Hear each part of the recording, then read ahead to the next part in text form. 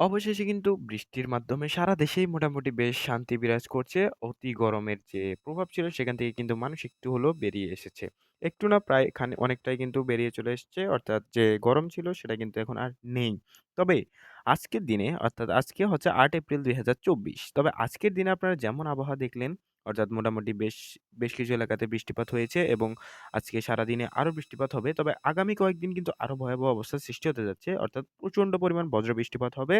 গরম থেকে বেরিয়ে এসে আপনারা যারা স্বস্তিতে আছেন তাদের জন্য দুঃসংবাদ। কারণ আগামী ৩ দিন টানা বজ্র বৃষ্টিপাত হবে।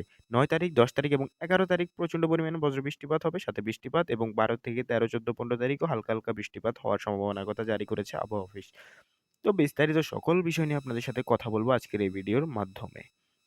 আমরা যদি ১ম এ একটু নজর রাখি ভালোভাবে, তাহলে আমরা ১ম এ একটু তাপমাত্রার দিকে যদি একটু নজর রাখি তাহলে আপনারা দেখতে পাবেন যে মোটামুটি সারা দেশে কিন্তু ২৮ থেকে ২৯ ডিগ্রি সেলসিয়াসের মধ্যেই তাপমাত্রাটা থাকবে। অতটা বেশি তাপমাত্রা আর লক্ষ্য করা যাবে না। সর্বোচ্চ কিন্তু ৩২ ডিগ্রি সেলসিয়াস পর্যন্ত লক্ষ্য করা যাবে।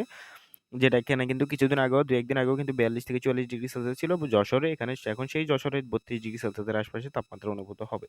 তো এবার যদি আপনাদের সরাসরি আমরা বৃষ্টিপাতে নিয়ে যাই, তা সেই ক্ষেত্রে আপনারা দেখতে পাবেন মোটামুটি বেশ হালকা পরিমাণ বৃষ্টিপাত হবে এবং বেশ ভালো পরিমাণেই বৃষ্টিপাত হবে। বরিশাল সহ খুলনাতে আজকে সারাদিনে মোটামুটি বেশ ভালো পরিমাণ বৃষ্টিপাত হবে। একই সাথে যদি আমরা একটু লক্ষ্য রাখি সেক্ষেত্রে আপনারা দেখতে পাবেন যে একই সাথে যদি আমরা একটু ভালোভাবে লক্ষ্য রাখি সেক্ষেত্রে দেখতে পাবেন সিলেট অঞ্চল সহ মোটামুটি সারা দেশ জুড়েই বৃষ্টিপাত হবে। তবে বজ্র বৃষ্টিপাতের সংখ্যা সবচেয়ে বেশি হচ্ছে সিলেটে। এতদিন ধরে কিন্তু সিলেট গরমের তেমন কোনো প্রবাহ লক্ষ্য করেনি। তবে বজ্রপাতের সবচেয়ে বেশি প্রকোপ থাকছে সিলেট অঞ্চলে। এছাড়া কিন্তু সারা দেশেই হালকা, হালকা ঝিরিঝিরি বৃষ্টিপাত হবে। থেমে, থেমে বৃষ্টিপাত হবে। তেমন কোথাও কোনো সমস্যা হবে না এবং বজ্রপাতেরও আজকের দিনে তেমন কোনো সম্ভাবনা নেই। তো এই ছিল মোটামুটি এই মুহূর্তে আমার কাছে লাস্ট আপডেট।